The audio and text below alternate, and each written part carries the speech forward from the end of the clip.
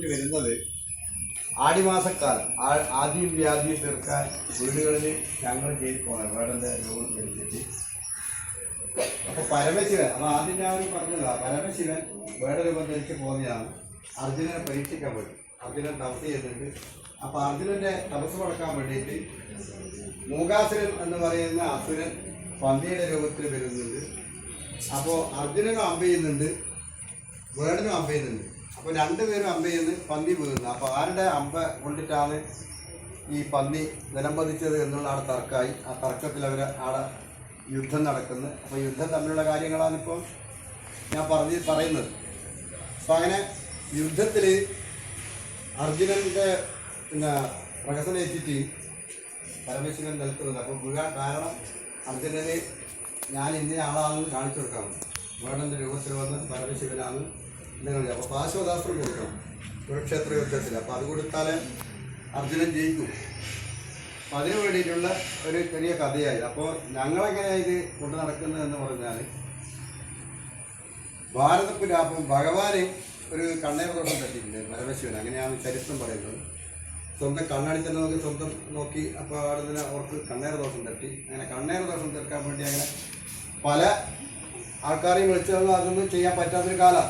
അപ്പം അങ്ങനെ രണ്ട് പുസ്തകം ഉണ്ടാക്കി, ഭാരതപ്പുറ്റം ഭാരത മണിപ്പുറ്റെന്ന് രണ്ട് പുസ്തകം ഉണ്ടാക്കി. അത് സ്ത്രീയും പുരുഷനും അത് രണ്ടാളെ പുസ്തകത്തൊന്ന് സൃഷ്ടിച്ച് അങ്ങനെ അവർക്ക് ജീവസം കൊടുത്ത് അവർക്ക് വേണ്ടുന്നില്ല വിദ്യകൾ എന്ന് പറഞ്ഞാൽ ഇന്നിപ്പം കുട്ടികൾ പഠിക്കുന്ന വിദ്യ മുതൽ അസ്ത്രവിദ്യ, ആയുധവിദ്യ, ഉപനിഷത്ത് എന്ന് പറയുന്ന ഒരുപാട് കാര്യങ്ങൾ.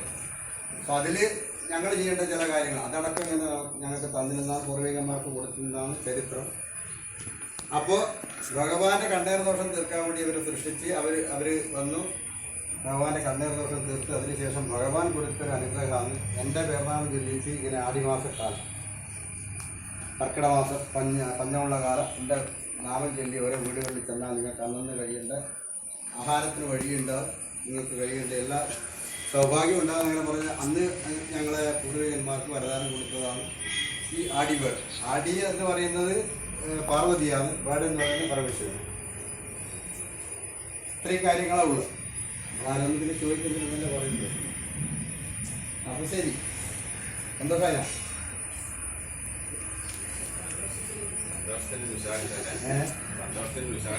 ഇല്ല ഉഷാറില്ല.